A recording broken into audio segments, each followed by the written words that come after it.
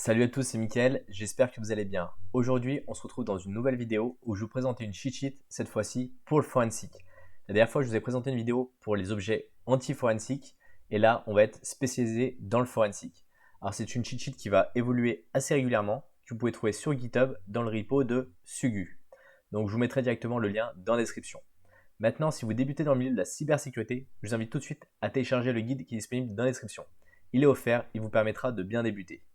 Alors, dans cette collection d'objets de forensic, vous retrouvez tout un tas d'outils extrêmement intéressants. Donc, ils sont répertoriés en plusieurs éléments. On a la partie collection, la partie outils, avec des éléments pour les IOC, donc tout ce qui est indice de compromission. J'ai fait une vidéo sur ce sujet, ça vous intéresse, je vous invite à aller la voir. Tout ce qui est analyse de mémoire, analyse réseau, analyse d'OS X, donc tout ce qui est macOS, analyse forensic, Docker, tous les artefacts Internet. Les artefacts, ce sont tous les éléments, toutes les preuves qu'on va pouvoir retrouver dans du forensic. Toute la partie déchiffrement, de la stéganography, comment apprendre le forensic grâce à des CTF et des challenges, différentes ressources qu'on va pouvoir retrouver ailleurs. Donc ici, on va commencer d'abord par les distributions qui vous permettent d'aller faire du forensic avec tout un tas d'outils qui sont déjà pré-embarqués.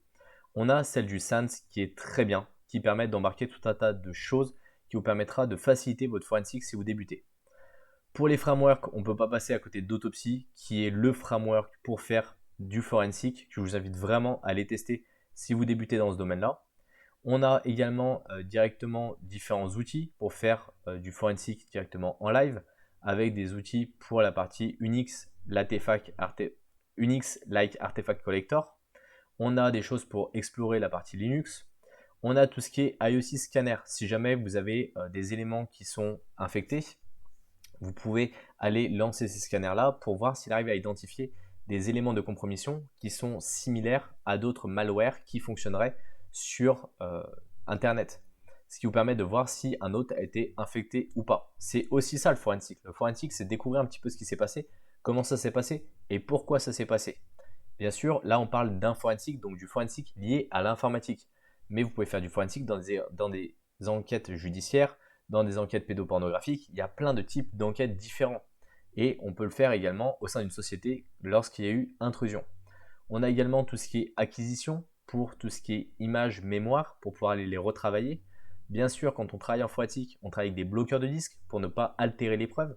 Si jamais on altère la preuve, c'est fini, elle n'est plus recevable. Ça, c'est extrêmement important. Il y a des procédures, c'est légal, c'est cadré, on ne fait pas tout et n'importe quoi. Parce que ça va être présenté devant un tribunal, il faut absolument que ça n'ait pas été altéré pour être valide et pas être remis en question. On a également des choses pour aller, par exemple, récupérer des données qui ont été supprimées, comme Photorec. On a également des outils pour analyser la mémoire en forensic. On a Volatility, qui est un élément extrêmement important. Je vous invite à les maîtriser si vous ne l'avez jamais utilisé. Pour la partie réseau, un outil que j'ai énormément utilisé en challenge en ligne, Network Miner, pour faire de l'extraction d'informations dans un PCAP qu'on pourrait lui fournir. Wireshark, un outil qui permet d'analyser les connexions et les échanges qu'il peut y avoir entre deux entités. Très très pratique. On a sa version en ligne de commande qui s'appelle T-Shark également.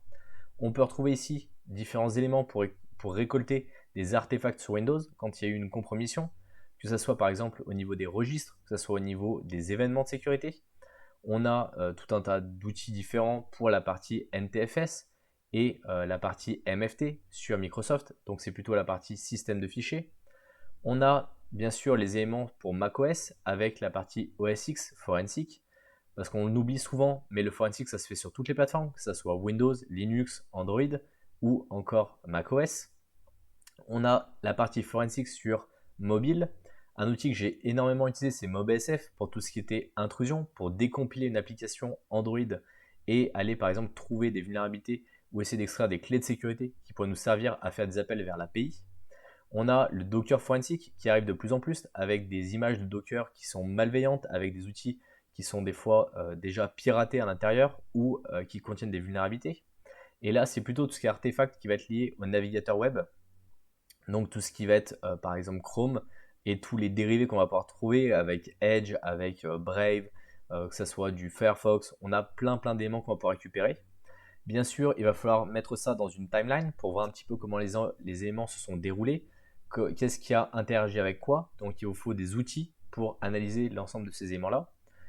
On peut avoir aussi des outils pour analyser les images des disques pour en créer, des outils pour faire du cassage de mots de passe pur et simple, donc ça on en a déjà vu.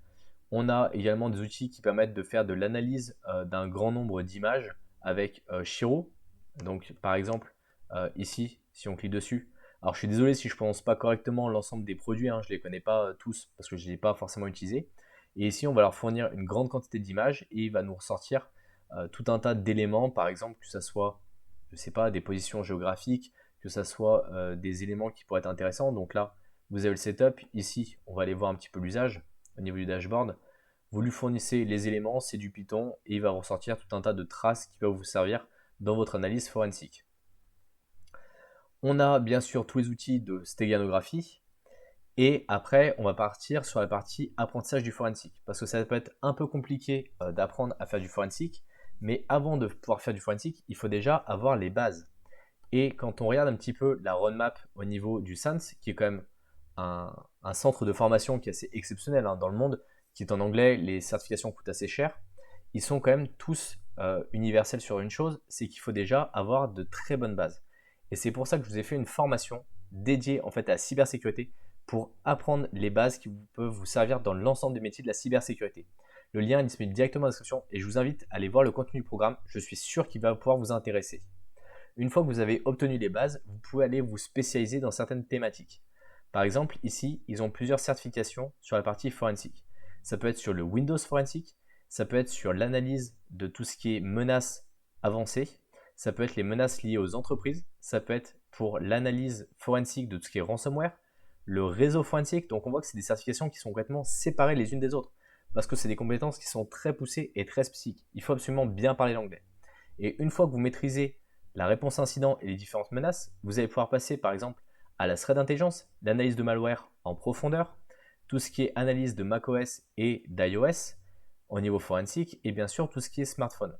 Les certifications sur le SANS, ça coûte quasiment entre 5 et 6 000 euros et il y en a même qui vont jusqu'à 10 000 euros. Donc je vous invite à vous les faire financer par directement votre entreprise, mais c'est vraiment des certifications à haute valeur ajoutée qui sont vraiment reconnues dans le monde entier.